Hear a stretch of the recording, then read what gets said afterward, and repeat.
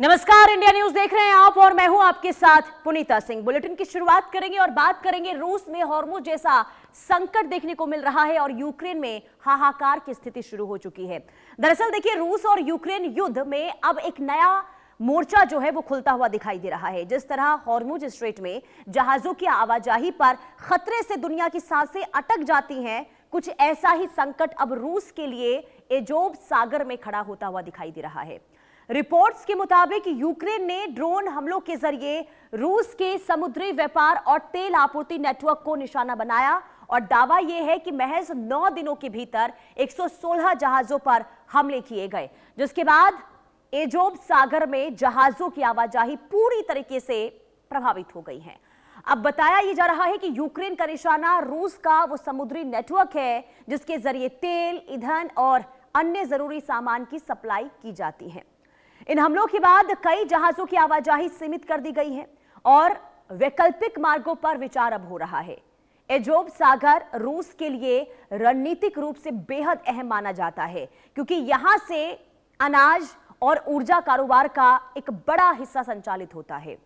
विशेषज्ञ ये मानते हैं कि अगर ये स्थिति लंबी चली तो इसका असर सिर्फ युद्ध के मैदान तक ही सीमित नहीं रह जाएगा, बल्कि रूस की अर्थव्यवस्था, ऊर्जा आपूर्ति, निर्यात कारोबार पर भी देखने को मिल सकता है।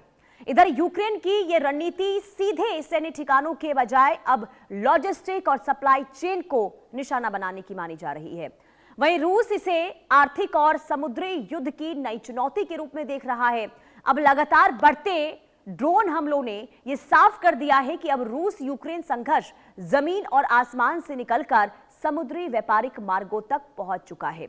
सवाल कई है कि क्या आगे रूस और यूक्रेन के बीच में जो रुक रुक कर कहीं ना कहीं बमबारी होती थी, अब क्योंकि बड़े पैमाने पर देखने को मिल रही है, तो इसका असर कहीं अब पूरी दुनिया पर तो नहीं पड़ेगा। क्योंकि देखिए, रूस, अगर हम रूस की बात करते हैं तो रूस पर जिस तरीके से अब नई रणनीति के साथ यूक्रेन हमला कर रहा है, कोशिश यह है कि आर्थिक तौर पर रूस को कमजोर किया जाए। आखिर क्या रणनीति अपना रहा है यूक्रेन, ये जरा समझ लेते हैं। हमारे साथ कर्नल टीपी त्यागी रक्षा विशेषज्ञ के तौर पर जुड़ चुके हैं। बहुत स्वागत, very good morning sir. Sir, सबसे पहले सवाल यही होगा, क्योंकि देखिए एक तरफ हम लगातार देख रहे हैं कि किस तरीके से मिडिल ईस्ट में हालात बिगड़ रहे हैं और असर पूरी दुनिया पर होता हुआ दिख रहा है, लेकिन अगर यूक्रेन की यह रणनीति है कि रूस के लॉजिस्टिक ठिकानों पर निशाना बनाया जाए, उसकी आर्थिक चेन को पूरी तरीके से तोड़ा जाए, तो आगे अब क्या हालात, क्या स्थिति आप बनते हुए देख रहे हैं सर? पुनीता जी, बहुत धन्यवाद आपका अपने चैनल पर बुलाने के लिए। सबसे पहले तो मैं आपको ये बताऊं कि जो अजोव सागर में हो रहा है वो कुछ कुछ ऐसा ही है जैसा स्ट्रेट ऑफ हॉर्मुज में हो रहा है। दरअसल में अजोव सागर जो है ये रशिया और यूक्रेन का एक आंतरिक समुद्र है और 2003 में दोनों देशों ने एक संधि की थी कि हम इसका साझा इस्तेमाल करेंगे। लेकिन 2014 में जब क्रीमिया को रशिया ने अपने नियंत्रण में लिया, तब से स्थिति बदल दी गई और यहाँ तक बदल दी गई कि यूक्रेन के अजोव सागर में कोस्टल एरिया के ऊपर जो भी छोटे बड़े पोर्ट थे उनके ऊपर रशिया ने अधिकार कर लिया।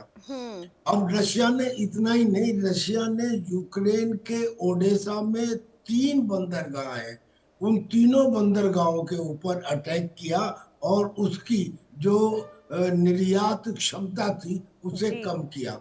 इन सब का बदला लेने के लिए और असलियत में जो क्रीमिया है उस क्रीमिया की सप्लाई लाइन को काटने के लिए यूक्रेन ने ये कदम उठाया कि उसने अजोव सागर में, जैसा बताया गया है, पिछले 9 दिन में उनके 116 जहाजों के ऊपर आक्रमण किए।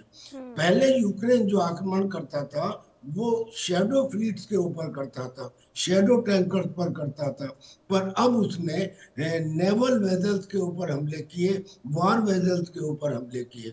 अच्छा, इतना ही नहीं, अजोव सागर में 2 इंपॉर्टेंट पॉइंट हैं। पहला पॉइंट तो ये है कि इस सागर का रशिया के साथ जुड़ने का जो माध्यम है उसे कहते हैं डोन चैनल।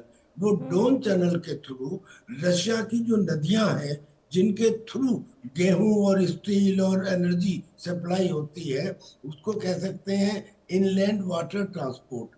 तो एक तो डॉन चैनल के थ्रू अजोव सागर रशिया को जोड़ता है, दूसरी तरफ इसमें कैर्च कैर्च स्ट्रेट है, जैसे हॉर्मुज स्ट्रेट है जी। ऐसे ही कैर्च स्ट्रेट है जो अजोव सागर को ब्लैक सी से जोड़ती है। वो कैर्च स्ट्रेट के ऊपर यूक्रेन ने हमला किया। रिजल्ट क्या हुआ? रशिया के जाने वाले जहाज और आने वाले जहाज दोनों का वहां पे ऐसे ही जमावड़ा लग गया जैसे स्ट्रेट ऑफ हॉर्मुज में इस वक्त लगा हुआ है। अब रशिया पूरी दुनिया में गेहूं का खास तौर पे सबसे बड़ा एक्सपोर्टर है और उसमें से एक चौथाई गेहूं जो है वो अजोव सागर से होकर गुजरते हैं। तो अगर इस एक्सपोर्ट के ऊपर रोक लगती है तो ये यकीनन केवल रशिया और यूक्रेन तक सीमित नहीं रहेगी, जी। ये पूरी दुनिया में इसका असर होगा। लेकिन अब कोई समस्या ऐसी भी नहीं होती